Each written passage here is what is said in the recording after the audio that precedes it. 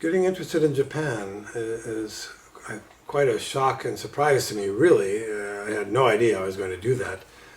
Back in my second year of undergraduate studies at Yale University, I started there in 1963. So in 1964, I had discovered a course in linguistics. I liked the sound of that. I like learning languages.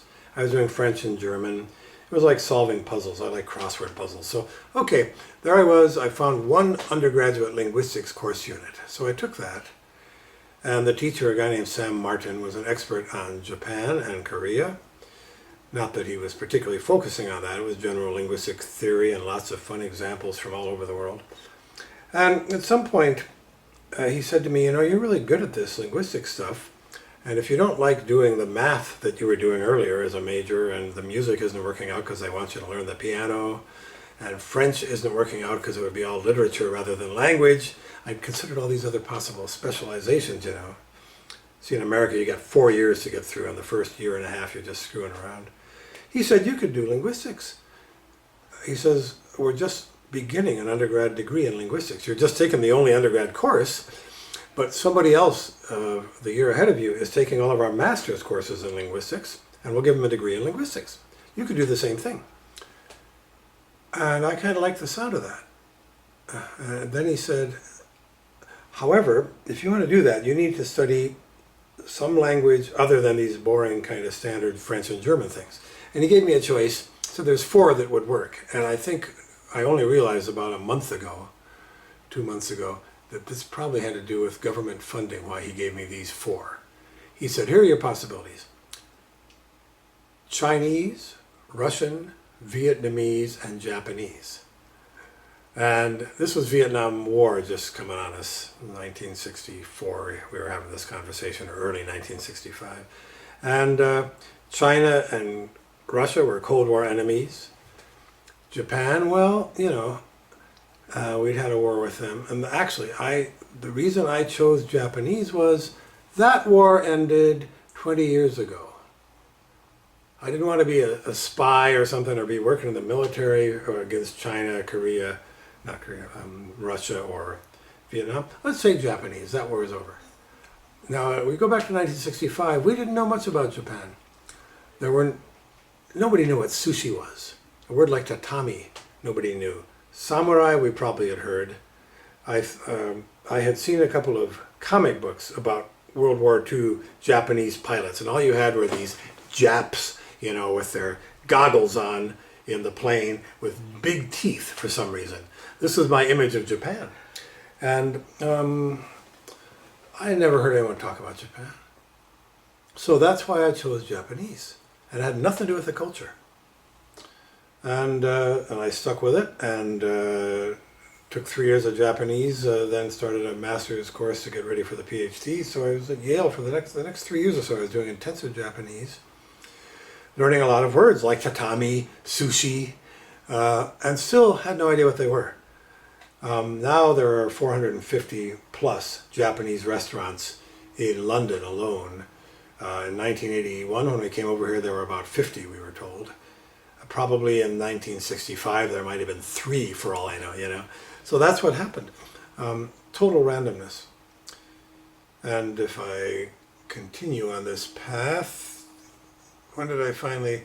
Okay, in 1969, it was time to go to Japan finally. I'd had Japanese natives as language teachers, but I didn't particularly relate to them in the human sense, like that I was saying to them, tell me, what is this word tatami? You know, I know it's a straw mat on the floor, but, you know, tell me more about what's it like to be Japanese. None of that even interested me. I was interested in language. And then what happened? 69, I went off to Japan for a year of intensive language study in Tokyo. That was my first visit to Japan. And I can remember arriving there and knowing nothing about it, somewhat surprised that I took the taxi in from the airport to the middle of town, or a train or something, and then I got a taxi to go to the house they'd found for me, you know, a homestay. I expected to see more people wearing kimono and things like that, which I didn't know a lot about either, but at least, you know, we knew that word, and we'd seen pictures in our textbook, drawings of people wearing kimono and stuff. So I thought there'd be no, it was all Western. I don't think in the first day or two I saw anybody looking Japanese in terms of clothing or anything. Everything looked Western. The buildings, I eventually saw some temples near my place I lived and stuff, but didn't have a real clear view of anything special about Japan, so that was even a shock. And then I got out of the taxi and I said to the guy, okay, here's the address, 2417 Ohashi, can you get us there? I was with my first wife, Sukey, not Japanese, despite that sounding Susan, and got into the taxi, and he said, well, we'll find it somehow. And I said, what do you mean? And he said, well, I said, do you know where it is? And he said, well, no. But he said, we'll go to the nearest police box and they'll tell us.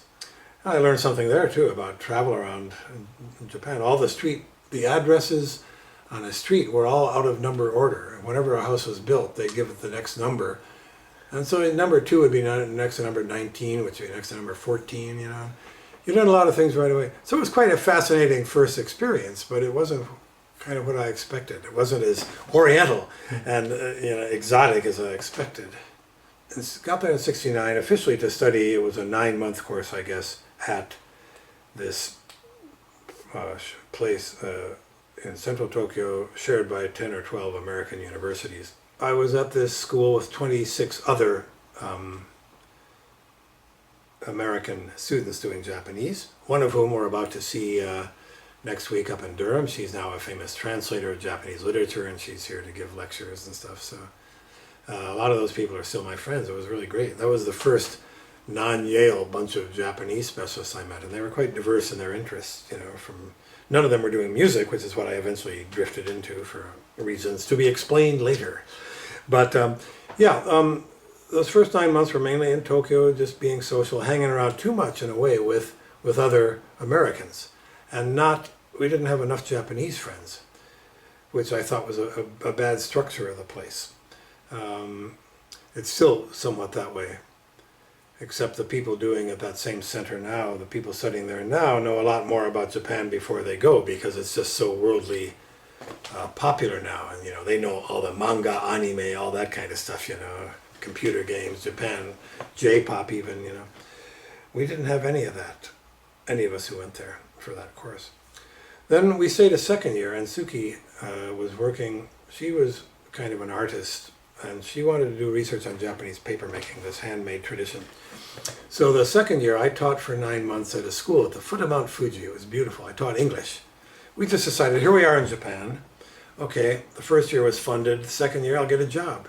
And I forget how it happened. I think, this school needed some people to teach English to their Japanese business people who were being sent for a year to the foot of Mount Fuji to learn English. And they went to our university center in Tokyo to get all these Americans who could speak English well, and some Japanese. So I took that. Yeah, cool. We'll go to the foot of Mount Fuji. Beautiful. And Sukey would go off sometimes with me because she didn't have much Japanese, and we go around and visit paper makers around all kinds of different parts of Japan. Now at the time, considering I'm now in music and fanatic about it, and I was already keen on music then, why wasn't I interested in Japanese music then? And I don't know, somehow it wasn't really appealing to me. On television, you mainly got kind of pop music of a type that was a little it was kind of westernized, but in Japanese.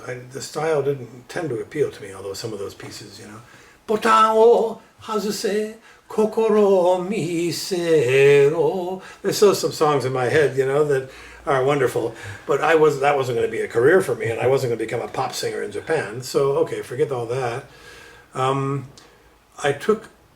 I was teaching at the foot of Mount Fuji, I had my first hands-on experience of Japanese music.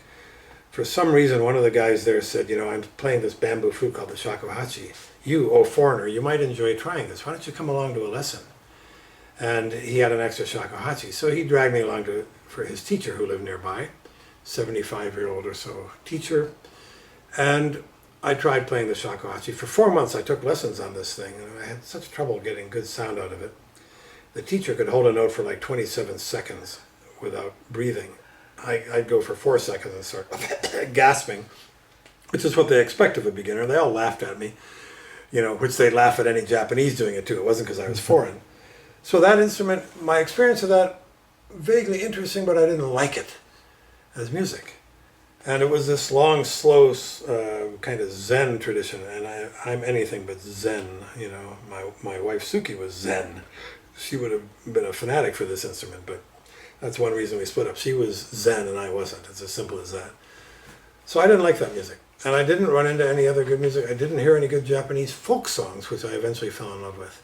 What I heard at the Ancestral Festival in Tokyo, they would play recordings of some folk song for dancing. Often a new composition that was considered a folk song would have a lot of Western instruments with maybe a taiko and one shamisen or something.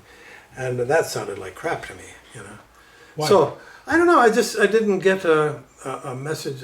I liked American traditional folk song, but I also liked the Kingston Trio, Bob Dylan. If he wanted a rock band, okay, that was all right. Somehow this Japanese stuff didn't speak to me in the same way. Musically, it didn't have a distinctive Japanese vibe plus attractiveness. I don't know how to measure it, but it's just a little boring. These dun dun dun dun dun dun dun dun dun dun. So I wasn't interested. Wasn't as interesting as Western folk. So I just ignored that part of Japan. I thought I'll stick with linguistics.